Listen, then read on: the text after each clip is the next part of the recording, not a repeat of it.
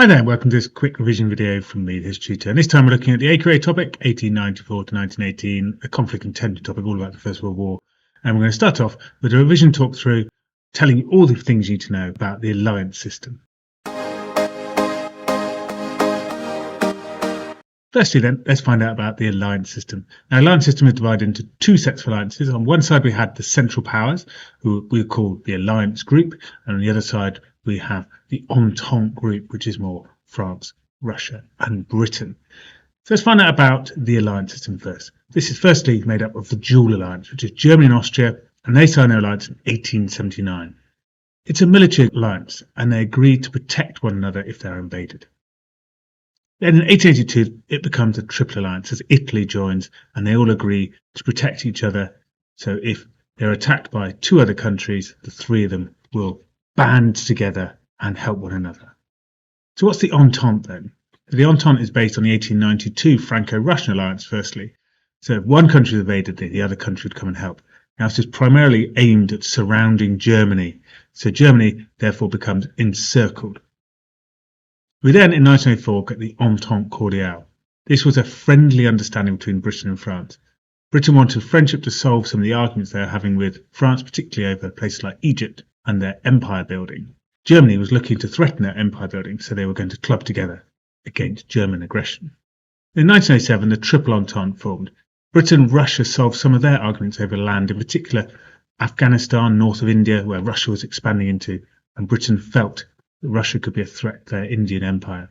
Also, it was important that Britain, who was friends with France, became friends with Russia as well. Now, there is also one other important alliance in Europe. That's Britain having an alliance with Belgium called the Treaty of London, and Britain would protect Belgium if they were attacked by a big aggressive country. Also in the East, Britain has an alliance with Japan. So that means in this war, the First World War, Japan was actually on Britain's side. Many students think that Japan is on Germany's side because they get a little bit confused with the Second World War. So who were the Central Powers then? So Germany, before 1870, was not really a country. It was a collection of small states, particularly dominated by Prussia and Austria. And then in 1870, Prussia went to war with France with the help of some of the other German states and won a war. And then those countries clubbed together to make Germany. The Prussian king became the emperor, known as the Kaiser, and he controlled this Germany. And he had a very large and probably the most powerful army in the world. So what are some of the key things to know about Germany at this time? Well, Germany was worried by the French encirclement, of course, and they're worried that France wanted revenge for the War of 1870, and they were right to be worried about it. Germany was rapidly industrialising, and by 1913 was producing more steel and more chemicals than Britain. It was becoming a major industrial power. However, Germany had a very small empire. Germany had missed out on the carving up of Africa and other places because Germany didn't exist before 1870. So the Kaiser wanted a more empire, and he started to push for it. He wanted what was called his place in the sun. He wanted a world policy and empire. More of that in the Kaiser's foreign policy videos. Germany was also industrialised and a growing working class who wanted more rights and more say in running the country. And the Kaiser wished to distract them with an aggressive foreign policy. So what about their main partner, Austria-Hungary? This was an empire that was sort of a sick man of Europe. It was slowly falling apart. Had many different nationalities, and nationalism was becoming a real problem.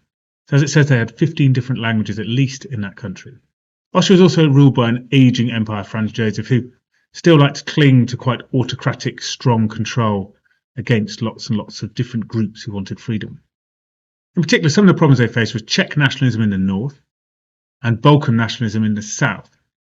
And by 1914, Serbia had become a very powerful country in the south, the Balkan areas, and they wanted to unite the Serbian people who were in Austria-Hungary and in Bosnia with their own Serb nation. And Russia, who considered themselves the father of the Slavs and the protector of the Serbs, encouraged the Serbs to take land from Austria-Hungary. Finally, in the Central Powers, we have Italy. And they were not really a great power yet, but they were keen to be a great power. And they wanted to develop their colonial empire, particularly in northeast Africa. Italy, again, was a relatively new nation, having formed from a group of separate states. It was only formed in 1861. Some key things to know about Italy and their aspirations. Italy was not really a developed power yet in terms of its industry. It didn't really have a strong military, which meant that Germany and Austria-Hungary did not trust them to be a strong alliance partner.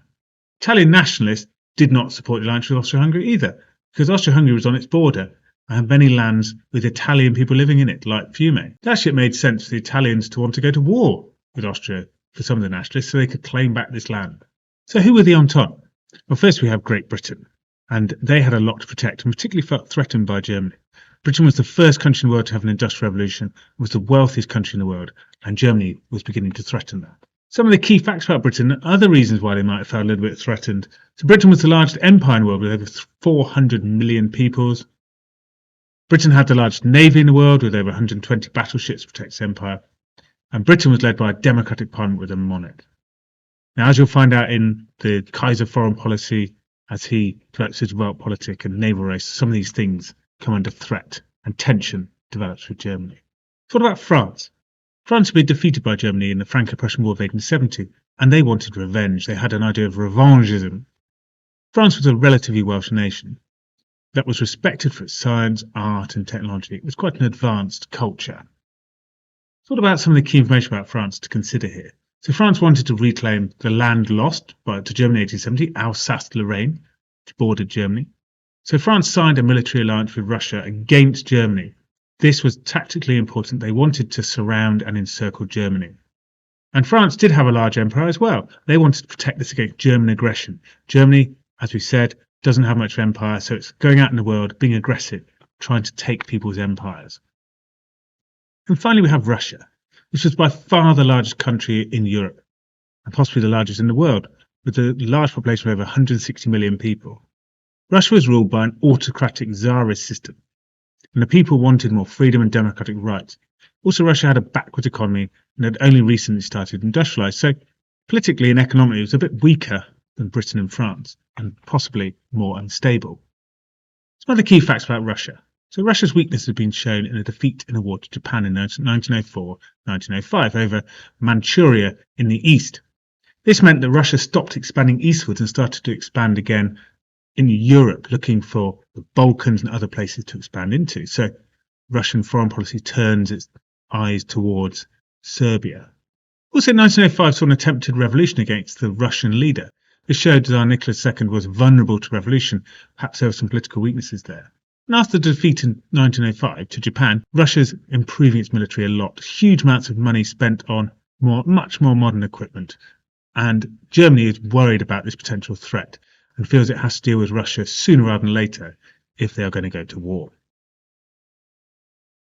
Cool, I hope you found that useful, and if you did, then obviously have a look at my revision guides. There's loads more help in them, lots more talk-through videos and also tutoring videos to help you learn how to answer their specific questions for your exam. Also, take a look at the playlist on my YouTube channel, huge amounts of help there as well. So, hope to see you again soon. Bye-bye for now.